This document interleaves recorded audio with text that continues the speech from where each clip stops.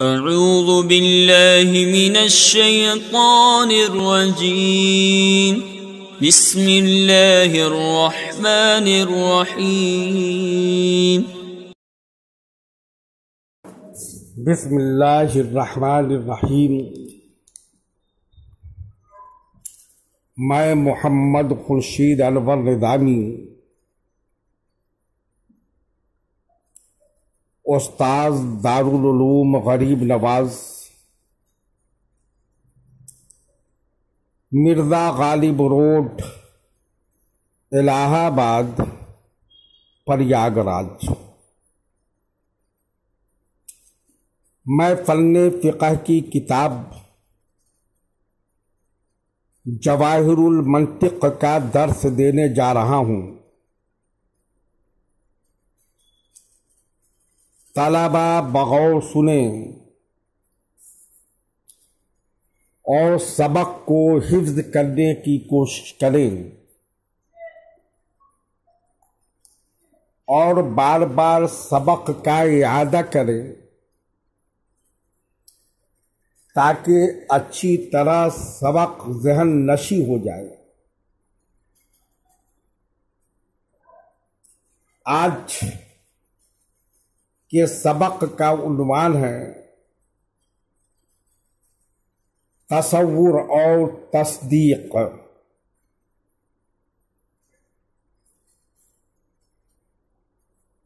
عزیزو بچوں،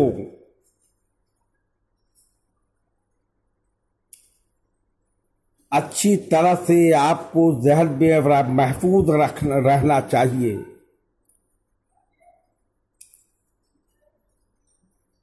کہ منطقی حضرات نے یا علماء منطقیین نے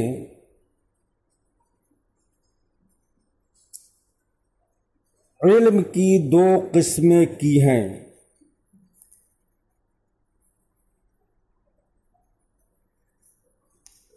ایک قسم تصور ہے اور دوسری قسم تصدیق ہے، لیکن چونکہ تصدیق کا سمجھنا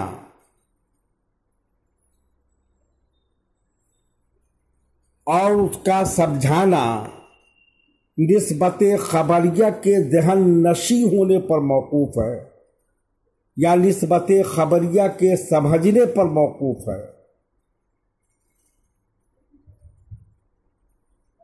اس لیے ہم پہلے آپ لوگوں کو نسبت خبریہ کو سمجھانے کی کوشش کریں گے اور آپ لوگ سمجھنے کی کوشش کریں گے۔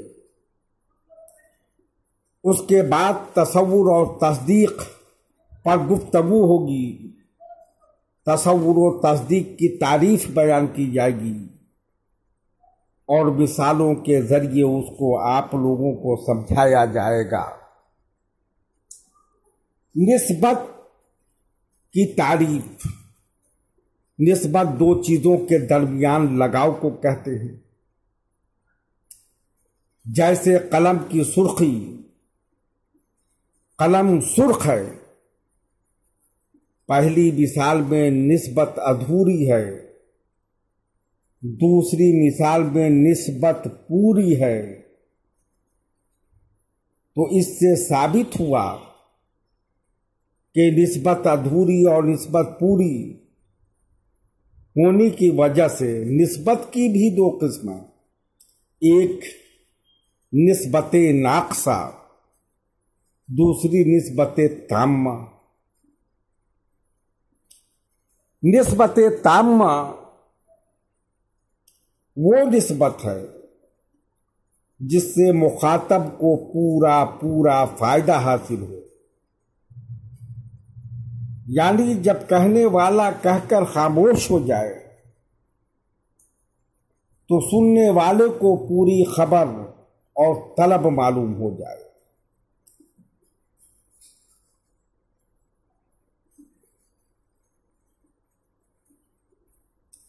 जैसे जमीन साकिन है, आसमान मुतहर्रिक नहीं, कलम सुर्ख है, क्या वो ज़ैद है। इन मिसालों में निस्बत ताम्मा पाई जाती है। निस्बत नाक़सा वो निस्बत है जिससे मुखातब को पूरा फायदा हासिल न हो, यानी कहने वाला कहकर खामोश हो जाए तो सुनने वालों को पूरी खबर या तलम मालूम न हो। जैसे कलम की सुर्खी, होशियार लड़का। इन फिक्रों में निस्बत नाक़सा पाई जाती है, या इन मिसालों में निस्बत नाक़सा पाई जाती है। बात पूरी नहीं बल्कि अधूरी है। फिर निस्बत ताम्मा की दो किस्म है, निस्बत खबरिया और निस्बत इंशाइया। निस्बत खबरिया वो निस्बत है जिसको सादिक माना जाए या काज़िब। जैसे जमीन आसमान के नीचे है, आसमान जमीन से छोटा है। पहली मिसाल में निस्बत सादिक है, दूसरी मिसाल में निस्बत काज़िब है। निस्बत इंशाइया वो निस्बत है जिसको न सादिक माना जाए न काज़िब माना जाए। जैसे तुम हमेशा सच बोलो। क्या आपका नाम हामिद है? इन मिसालों में ये तो न निस्बत सादिक है न काज़िब। फिर निस्बत की दो किस्म हैं, निस्बत ईजाबिया और निस्बत सल्बिया। निस्बत ईजाबिया जब एक शय को दूसरी शय के लिए साबित माना जाए तो इन दोनों के दरमियान निस्बत ईजाबिया होगी। जैसे ज़ैद होशियार है, इस मिसाल में ज़ाते ज़ैद और होशियार के दरमियान निस्बत ईजाबी पाई जाती है। निस्बत सलाबिया जब एक शय से किसी दूसरी शय को बरतरफ माना जाए तो उन दोनों के दरमियान निस्बत सल्बिया होगी। जैसे बकर अंधा नहीं है, तो इस मिसाल में बकर और अंधा के दरमियान निस्बत सलाबी पाई जाती है। वाज़े हो के ध्यान में ये बात रहे कि जिन चीजों के दरमियान निस्बत खबरिया होती है उनमें एक महकूम अलैह और दूसरी महकूम भी होगी। जैसे ज़ैद होशियार है, इस मिसाल में ज़ैद महकूम अलैह और होशियार महकूम बिही है, और लफ्ज़ है राब्ता है जो ईजाबी निस्बत पर दलालत करता है।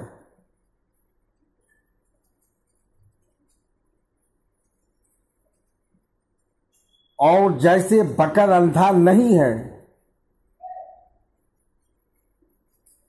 اس مثال میں بکر محکوم علیہ اور اندھا محکوم بہی،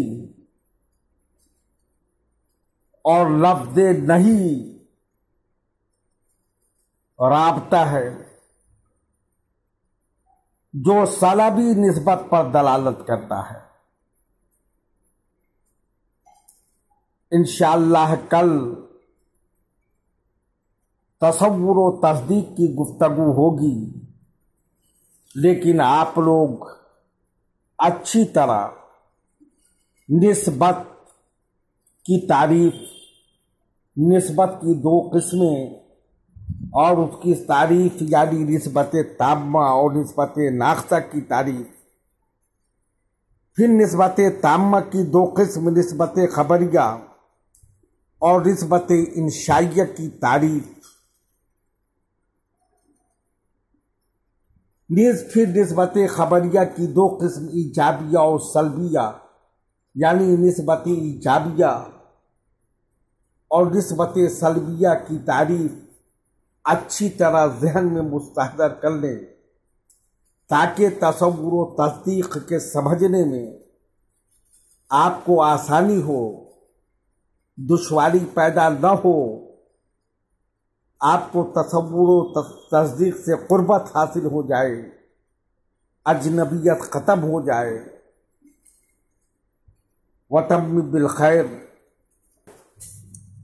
بسم اللہ الرحمن الرحیم۔ میں محمد خورشید انور نظامی، استاذ دارالعلوم غریب نواز مرزا غالب روڈ، الہ آباد پریاگراج، میں فن منطق کی کتاب جواہر المنطق کا درس دینے جا رہا ہوں۔ طلبہ بغور سماعت کریں۔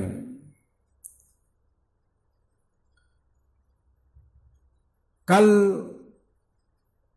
ہم نے تصور و تصدیق کے بحث میں چونکہ تصدیق کا سمجھنا نسبت خبریہ کے ذہن نشی ہونے پر موقوف ہے، اس لیے ہم پہلے نسبت خبریہ کو بیان کر چکے ہیں۔ آج تصور و تصدیق میں آپ کو پڑھانے جا رہا ہوں، آپ بغور سنیں اور ذہن میں محفوظ کرنے کی کوشش کریں۔ تصور کی تعریف یہ ہے کہ شے کی وہ صورت ذہنیہ جو اذعان سے خالی ہو، مثلا زید، آسمان، اندھا، زمین، ہوشیار وغیرہ کی صورت ذہنیہ تصور ہے۔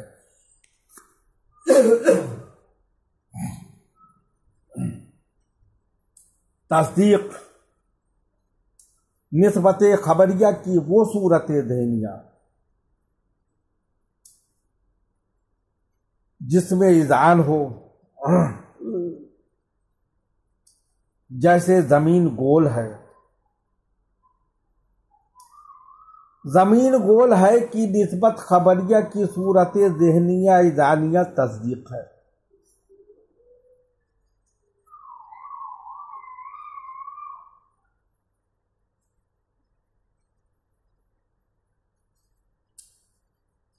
اب یہاں سے بحث الفاظ شروع ہوتا ہے۔ دلالت کی تعریف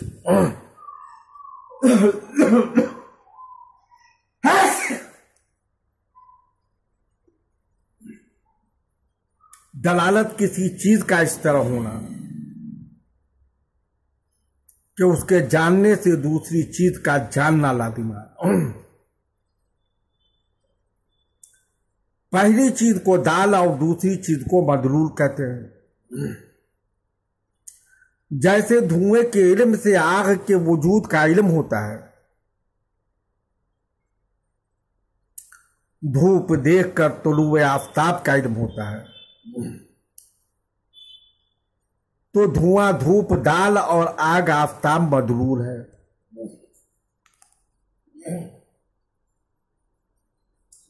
وضع کسی چیز کو دوسری چیز کے مقابلے میں اس طرح خاص کر دینا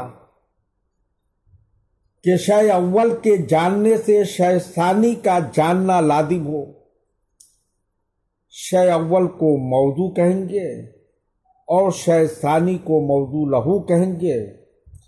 جیسے لفظ قلم کے جاننے سے ذات قلم کا علم حاصل ہوتا ہے تو لفظ قلم موضوع ہے اور ذات قلم موضوع لہو ہے۔ پھر دلالت کی 6 قسمیں ہیں: دلالت وضعیہ لفظیہ، دلالت وضعیہ غیر لفظیہ، دلالت طبعیہ لفظیہ، دلالت طبعیہ غیر لفظیہ، دلالت عقلیہ لفظیہ، دلالت عقلیہ غیر لفظیہ۔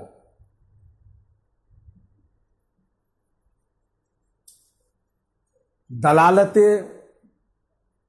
وضعیہ لفظیہ کسی لفظ کا وضع کی وجہ سے اپنے معنی کو بتانا، جیسے زید کی دلالت اپنے مسمی یعنی ذات زید پر، اس دلالت میں لفظ زید کو موضوع اور ذات زید کو موضوع لہو کہیں گے۔ دلالت وضعیہ غیر لفظیہ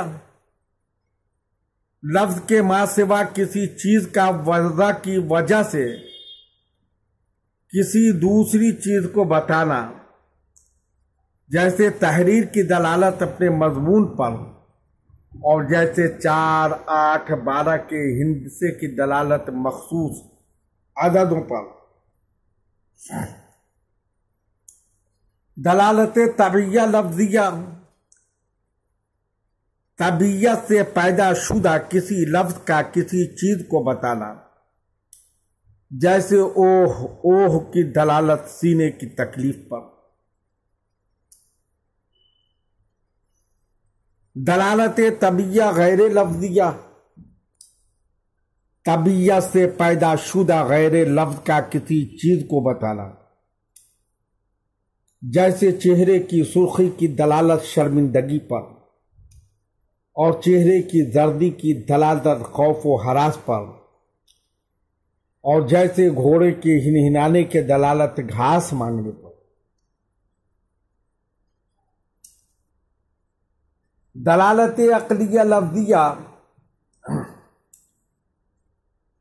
کسی لفظ کا وضع و طبع کے دخل کے بغیر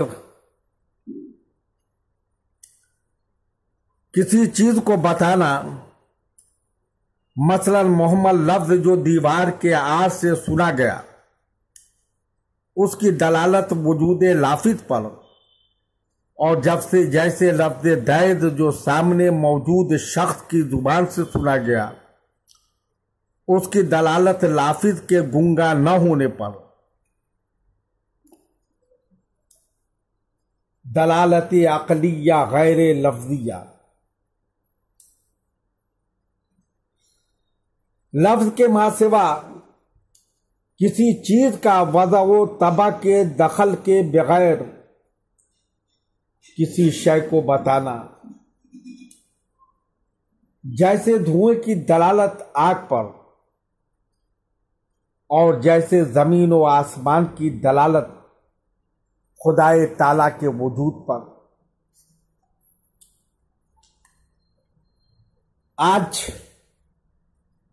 کے سبق میں تصور و تصدیق کی تعریف بتائی گئی ہے اور دلالت و وضع کی تعریف بتائی گئی ہے، اور دلالت کی 6 قسمیں ہیں: دلالت وضعیہ لفظیہ، دلالت وضعیہ غیر لفظیہ، دلالت طبعیہ لفظیہ، دلالت طبعیہ غیر لفظیہ، دلالت عقلیہ لفظیہ، دلالت عقلیہ لفظیہ، اور سب کی تعریف بتائی گئی ہے۔